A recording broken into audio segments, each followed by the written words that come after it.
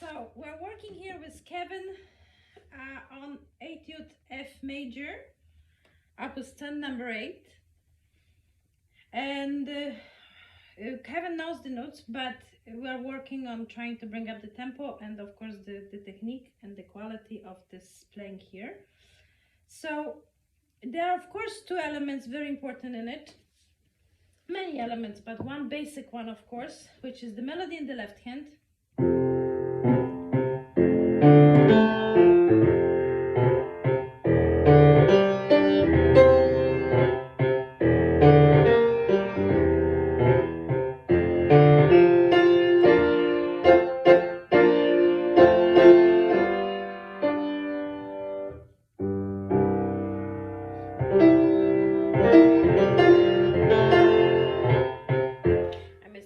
So the melody, of course, the very important in Chopin, as we all know, is to bring up right away the good quality, the right character in this piece. So the piece, what's the character here, Kevin?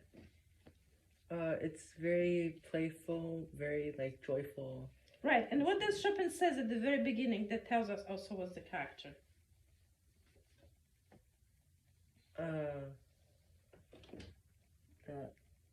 Veloce. Veloce, right? So it has to have a feeling of something light, of something, of course, fast, right? Not heavy. It's not pesante. It's veloce. So it has to have the feeling of something like arabesque-like almost, right? So we have this left hand that cannot be like some people play, but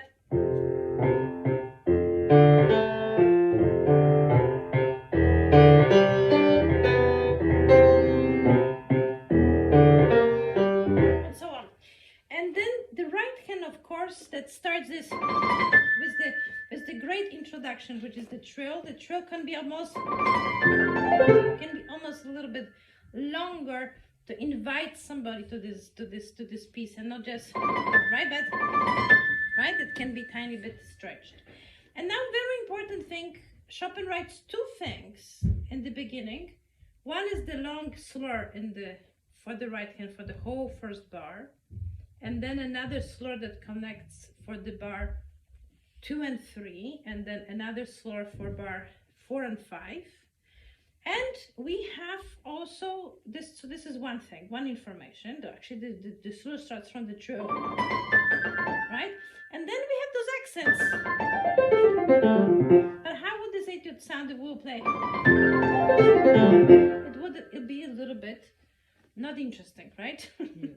So those accents, of course, they need to be for practicing especially, but eventually we need to also listen that we don't get. Some people play. This is not right. It is important to learn to play this legato.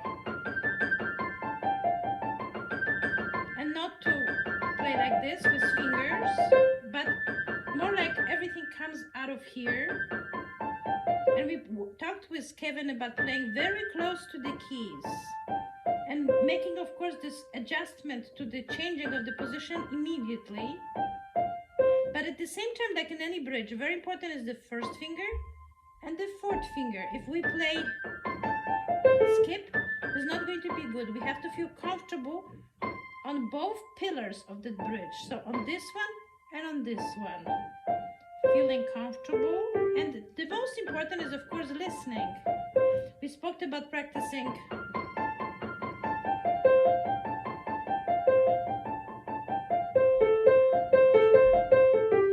and we even practiced on the wood, making sure that we don't play but like this, right? Mm-hmm. That the hand helps with adjustment, and the same has to happen here. It's not. This is a good way of practicing. We can practice, of course, like this, getting ready for every finger. This high technique, finger technique is very good. Also from the key.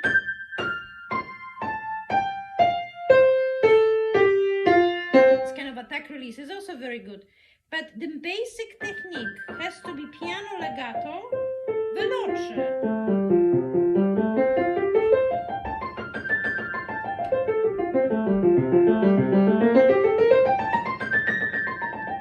And of course, listening that we cannot play the same here as here. This is on the top. There is no democracy in music. This is bigger.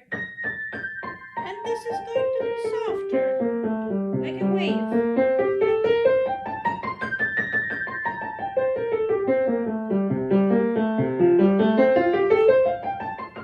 And when we play this, we cannot play like this. We have to sit straight and find the balance in our body to do this. That doesn't feel like this. If this is going to be stiff, the back has to be, it's like a trunk of a tree that it's straight, but can move when it's needed, right? When there's a wind, something can move a little bit, but cannot bend. If it's stiff also, it will break with too much wind, right? So there has to be life, there has to be elasticity in your body as well as in your hands to hear it. Okay, let's try a tiny bit. Both hands. Let's try both, yes. And very important when we do both is also what? To listen to both of the melodies. That both are our interest, right? The left hand for the sake of melody and the right hand for the sake of the veloce, right? And then both you have to hear, like in Bach, please. Slowly, of course, we play. So even the trill, relax, watch, don't squeeze your hand. Here, not this. This sound will be not as good as this. Yeah? Better you can press first, and then relax your hand, sit straight. There you go. Good,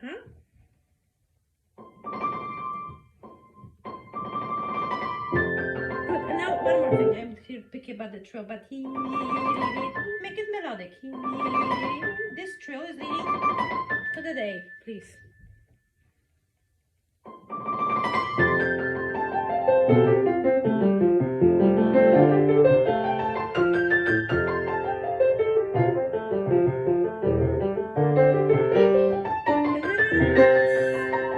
Relax the wrist.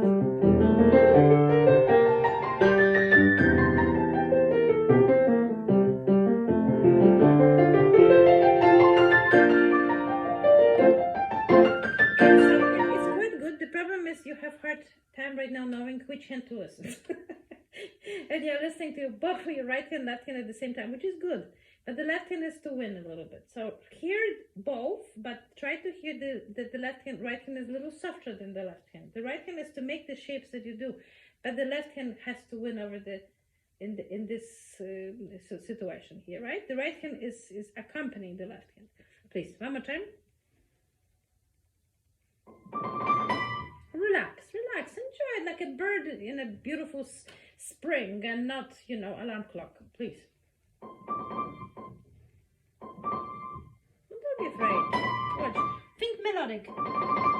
It's crescendo on it.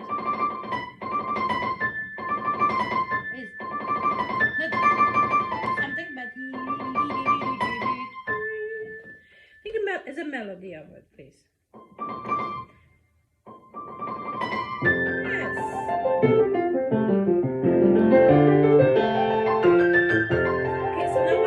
This is quite good already. Can you place too close to your right hand? Right hand is like a wind that is caressing the trees, and the left hand is the little, I don't know, bird that is jumping in that garden. Please. So right hand very close to the keys.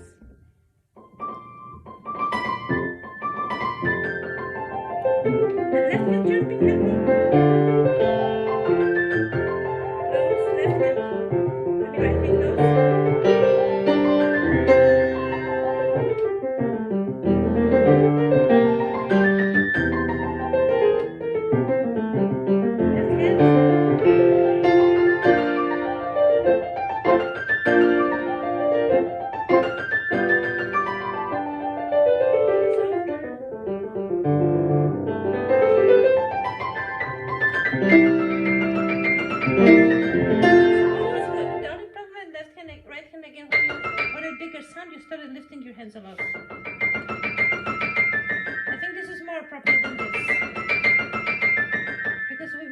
aggressive for this etude, and especially the faster you will want to go. If you'll be lifting your fingers so much, it will be very hard to get to the low. Okay? Yeah. All right. Thank you very much.